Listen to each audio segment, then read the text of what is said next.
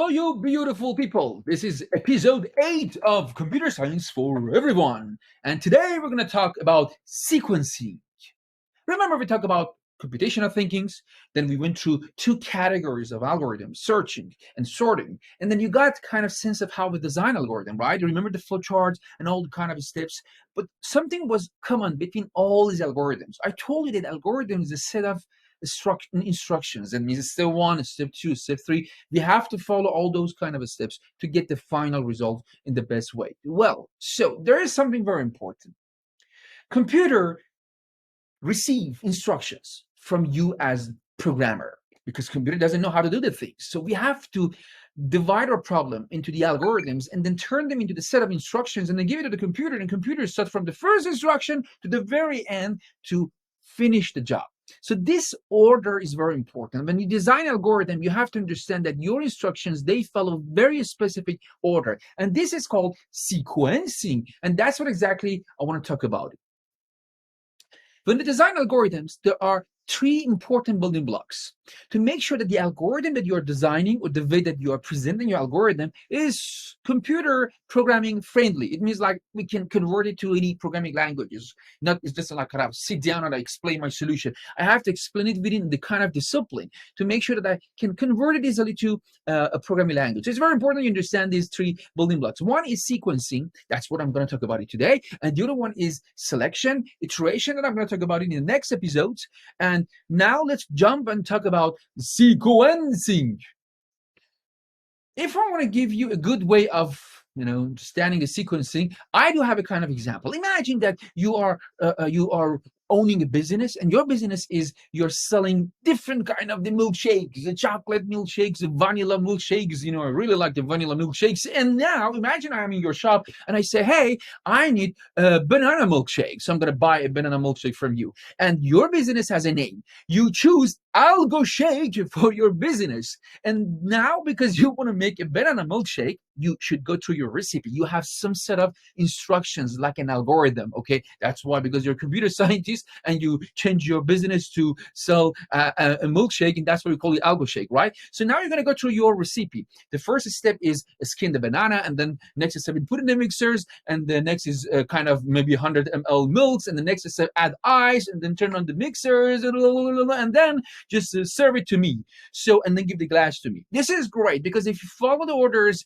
everything is happy. But what if maybe that day you're a little bit sleepy or confused or something happening, and then imagine just you change the order, messed up with the orders, and then when I ask you, okay, give me a banana milkshake, you're just gonna give me the glass first. Okay, you drink while I'm making the banana milkshake. That's not gonna work. You have to follow the orders. Or imagine you start to mix the milk and ice in the mixers and then go for skinning the banana. Not gonna work. You have to follow that very specific order. So this is an example to tell you why sequencing is important. This is called sequencing. Now I'm going to give you a real life example. Imagine we're going to write a program to draw one score for us on a screen, right? So let's see what is my example. So look at here that we do have this nice score here. So this little guy is a turtle, okay? And this turtle can draw things.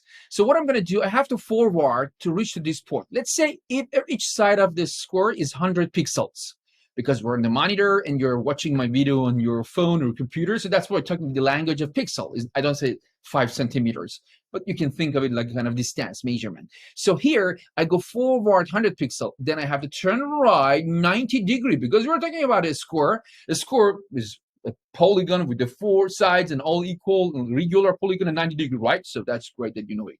So then here we're going to go forward again 100 pixel, and again turn right forward 90 degree, and the forward 100 pixel, turn right 90 degree, forward 100 pixel, and then turn right to back to your first position. So that's a very important thing. You're going to draw a full square. So now let's look at the code. So this code is, you can think of it as a pseudocode, but I'm going to tell you that this is Python. So forward 100 pixel, right 90 degree, forward 100 pixel, right 90 degree, forward 100 pixel, right 90 degree, forward 100 pixel, right 90 degree. And this is the code to draw that score. So take a look at the code again. So forward, right, forward, right, forward, right, forward, right. If you look at the code, you can see that is exactly the way we draw the score. So the order is very important. But what's going to happen? Purposely, I messed up with the code order. So let's do that.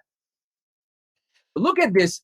Okay, this doesn't look like a kind of score. This looks like kind of sick score and not a good score. But let's see how this happened. Okay, I'm going to show the code for this funny score.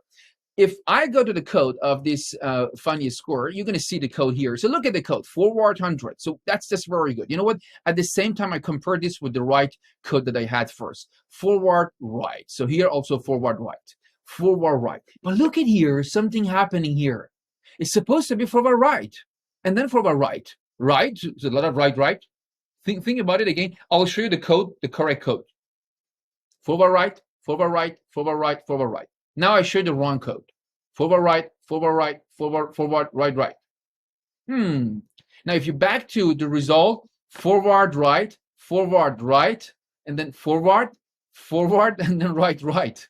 So you don't see that. So this is an example to tell you that in the real world, in the real coding, if you just a little bit messed up with your code sequencing and orders, that will be the outcome. So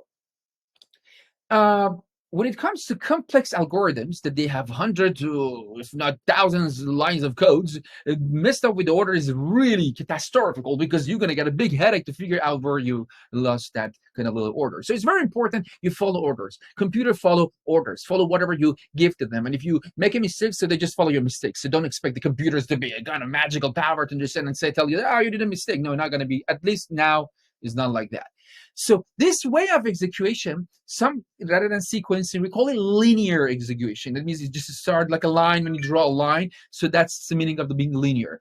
And you have to understand that that's how CPU or computer process units or the brain of the computer, that's how run and execute all kind of codes and algorithms that you give to computer. So this is about sequencing. Again, remember that your algorithm should have bunch of instructions, and these instructions, they have specific orders. Then following those orders are important because at the end of the day, CPU or central process unit or the brain of the computers is going to look at all those kind of and says, what do I want? So if you just do something wrong, bad things will happen. But there are some ways that we can alter this linear flow of execution, which one of them is selection, the other one is iteration. And I'm going to talk about them in next episode. So this was about sequencing. I hope you enjoyed, and take a look on my video again and again, and then get ready for quizzes. Happy codings and sequencing, you beautiful people.